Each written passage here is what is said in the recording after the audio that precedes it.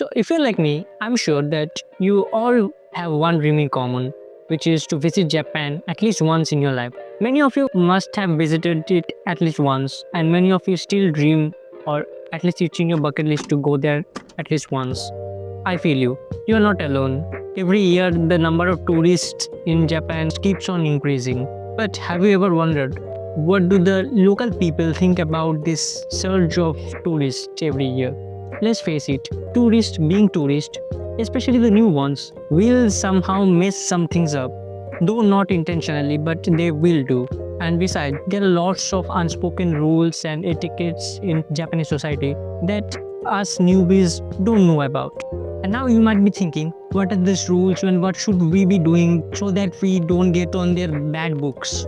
Fear not, because a survey has been published to help you guys, which showcases the top 10 annoying foreign tourist behaviors on trains as chosen by Japanese people.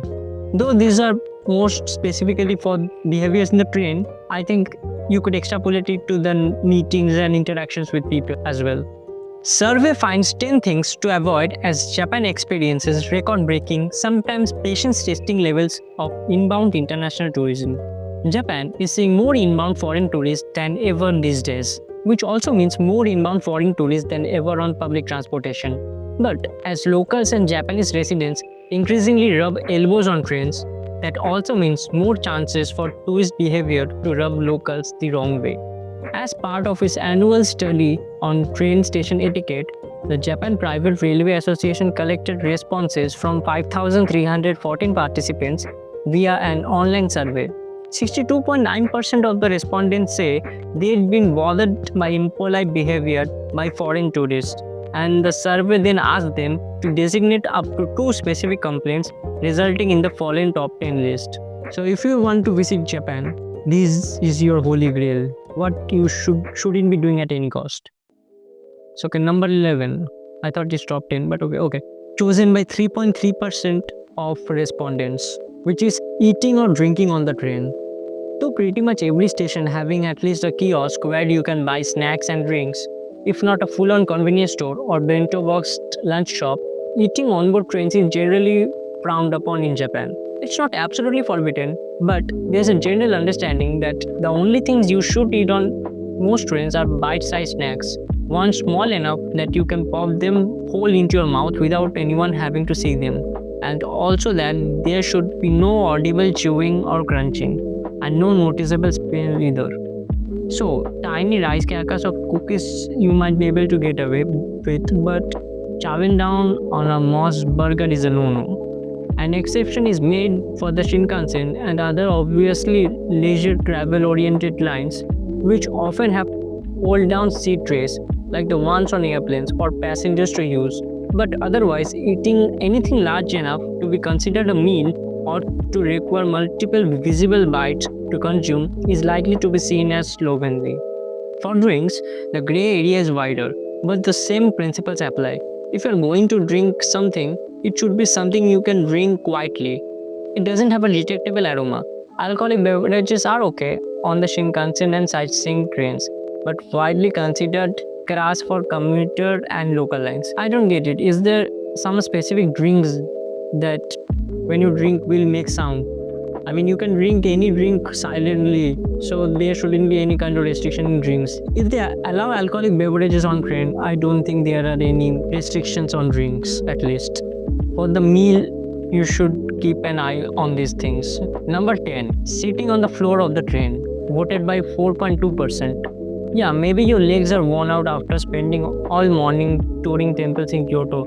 Perhaps you are doing a backpacker style trip across Japan, staying in hostels, washing your clothes in sink, and otherwise enjoying roughing it as you experience the country's rustic charms.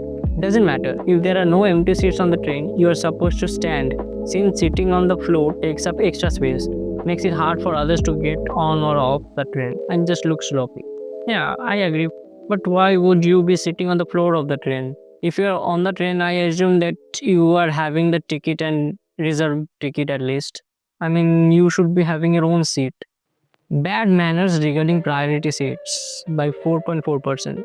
At the counter of many train cars in Japan is a short bench designated as priority seats. often with sign above them. These are meant to be used by elderly, injured, or disabled passengers, as well as those who are pregnant or traveling with small children. Other people aren't necessarily prohibited from using those seats, though, which is where things get kind of tricky. You might think that even if you're not part of any of these groups, it's fine to sit in the priority seat and simply give it up if someone asks for it. Yeah, that should be okay if you're not bothering someone. However, some people in Japan believe that it's inconsiderate to make someone else ask, and becomes even more complicated since physical ailments aren't always visually obvious. If a 60-year-old senior citizen with a bad back boards a train car and sees a much younger man sitting on a full priority seat bench, he might assume the younger man is, for example, recovering from a knee injury and needs to sit, and so not ask him for his seat. Meanwhile, the younger man might not actually have any such need to use the priority seats, but also might not be able to tell that the senior has back problems just from looking at him, so he won't offer his seat either. I see the dilemma. Such scenarios are why there are segments of Japanese population that thinks if you don't need to use a priority seat, you should leave it open for someone else who might. This isn't something Japanese people have consensus on, but it's something that some people feel strongly about, and so they are going to notice if seemingly able-bodied foreign travelers are sitting in the priority seat. I support this entirely, but suppose there is no one in the compartment and you just need to rest for a minute, or your legs are sore, you just need to give them a rest for like 1 to 2 minutes. I think that would be fine if you're not bothering anyone. Let me know what do you think. Number 8. Leaving trash and drink bottles behind on the train. 5.9%. Yeah, I don't even need to read this. I'm completely against this. Please don't do this anywhere, not only in Japan. Japan doesn't have enough public trash cans. It's a very common complaint among foreign travelers. It's also something you will rarely, if ever, hear Japanese people griping about. At this point, it's common knowledge that it might not be easy to find a place to throw your garbage away while you are out and about. So the local Japanese population takes it as a personal responsibility to take their trash home with them. If you are uncomfortable putting your trash directly into your bag, keep a couple of plastic bags in it, so you can seal up whatever garbage you generate and then carry it back to your hotel to dispose of there at the end of the day. Personally speaking, I'm at least proud to say that I try to never litter anywhere. Suppose I eat some chips or have a plastic bottle, I just keep them in a bag, but I never throw them in the road. That's my philosophy. I will never do that. Number 7. Sitting style. 9.6%. Now we are getting into some judgy territory. No, this complaint isn't about foreigners who can't sit Seiza style. It's about tourists who cross-spread or stretch their legs while sitting on trains, taking up more space than is necessary, all of which are considered poor manners unless there are tons of empty space around, which is rarely the case on trains in big cities or near sightseeing destinations. If you are traveling in a subway or something, yeah, you shouldn't take up more space than you require. You shouldn't cause troubles to others. You have a personal compartment, you can do whatever the hell you want. No one is causing any problem. I agree with this. Okay, talking on the phone. 10.3%. I was waiting for this. On any given train in Japan, you will see many, if not the majority, or passengers with a mobile phones in their hand. Very rarely though, will you see anyone talking on them. In order to be heard over the sounds of the train itself, you would have to speak loudly enough to be bothering the passengers around you. So, barring legitimate emergencies, Japanese people don't use their phones for talking while on the train. As a side note, having a sound playing from your smartphone speakers for non-phone call purpose is a major breach of etiquette too. Not everyone shares the same taste in songs or TikTok clips, so keep the sound off or use headphones. If you're killing time on the train, watching videos or listening to music, yeah, people don't want to listen to your trashy music taste. I have a real gripe about the loud talkers. I mean, it's so obnoxious. If you wanted to talk so badly, go to some washroom or something, at least wait to reach your home. And the worst of all, when they start arguing loudly in public, I mean, what the hell, man? Please stop it. Number 5, other. Nothing's mentioned. Okay. Number 4. Bad manners when boarding getting off the train, 16.5%. Japanese trains can get very crowded and they also run on very precise schedules. And the only way that combination is possible is if everyone who needs to get on or off the train can do so in a swift, smooth manner. If you're getting on the train, you should line up to the side of where the doors are opening. Wait for everyone who is getting off to do so and then board in the order that you are lined up in the platform. On the other hand, if you are on board a train that's arrived at the station, even if you are not planning to get off there, rather than blocking the door, you are supposed to step off onto the platform to let others get off, then reboard by the same door. And yes, the people who are waiting on the platform to get on the train are supposed to wait for the reboarders to reboard first. I mean, in an ideal world, this should be the case, but let's face it, life's not ideal and it's not so smooth sailing. Imagine someone's running late for something important meeting or some emergencies who doesn't have time for this kind of rule following. I mean, people might judge the person, but what can you do? Number 3, bad manners when walking through the station, 24.8%. You can't use the train without using a station. So yes, there are manners to be aware of there too. Similar to the boarding process, everyone needs to work together to ensure a smooth flow of people through the station. Stations often have signs with arrows directing the flow of human traffic through walkways and on staircases, and these are supposed to be followed. Crossing over and working against the flow can cause severe disruptions or even collisions and injuries if someone gets bumped into and loses the balance in a crowd. Another common complaint was foreign tourists stopping in the middle of walkways. Again, there's an understandable reason for why this happens. Some of Japan's stations are massive and complex in their layouts, and even smaller ones can be confusing to navigate. If it's your first time in the country or you don't read the language, still, if you do need to stop and get your bearings, check a map or converse with your traveling companies. First, make sure you have moved to some place out of the way that is not in the middle of the walkway or stairway so that you are not blocking traffic. That's pretty self-explanatory and understandable. Number 2, not properly holding, setting down bags and luggage, 37.1%. Whether your bags are big or small, there are generally accepted rules for how to handle them.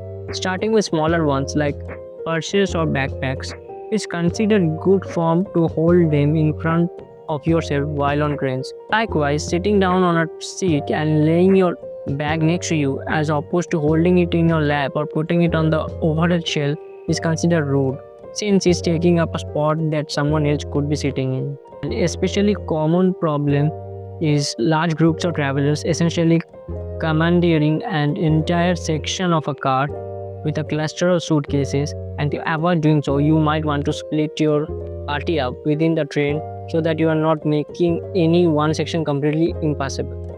Basically, what I can find with all of these rules is that don't try to make the journey difficult for other fellow passengers. Whatever you do, just don't bother anyone.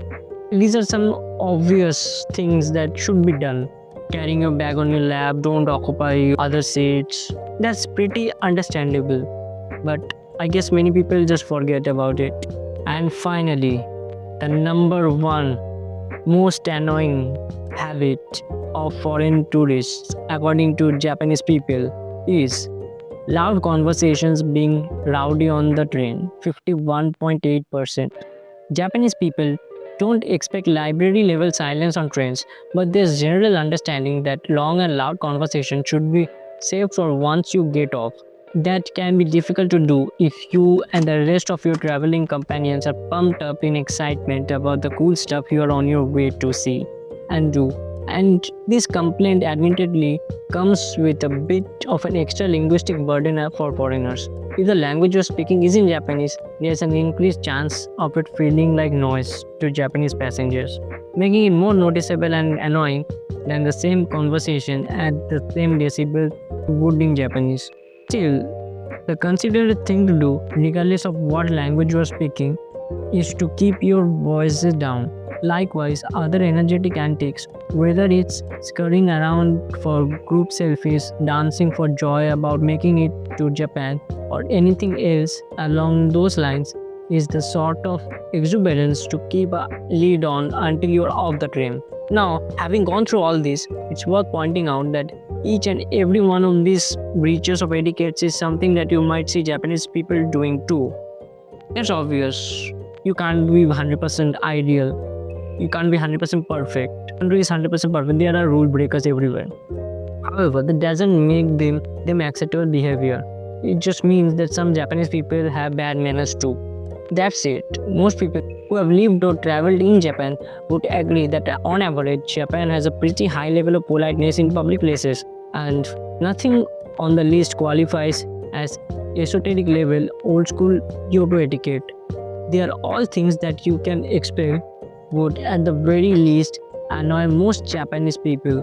With Japan in the midst of trying to sort out its feeling about its unprecedented numbers of inbound foreign tourists like receiving these days, there's increased consciousness of and attention being paid to how travelers conduct themselves. Like it or not, if you don't look like a local, you are likely going to be an extent seen as a representative of foreign tourism itself. So, more polite than a rude Japanese person is definitely a standard to adhere to in how you conduct yourself. I just want to say nothing to be scared of or to feel overwhelmed about. It's just pretty normal stuff. Just maintain a level of politeness and don't try to bother anyone. Don't bother your fellow Japanese passengers. Most of these rules would not only annoy just Japanese passengers but any passengers regardless of the country. Try to maintain a bare minimum level of decency and politeness when you visit anywhere. Let me know what you think about this survey and what's your number one pet peeve. And if you made it this far, please don't forget to hit the like button. It really means a lot to me. And yeah, don't forget to hit the subscribe. And with that, I'll be signing off. Take care. Peace.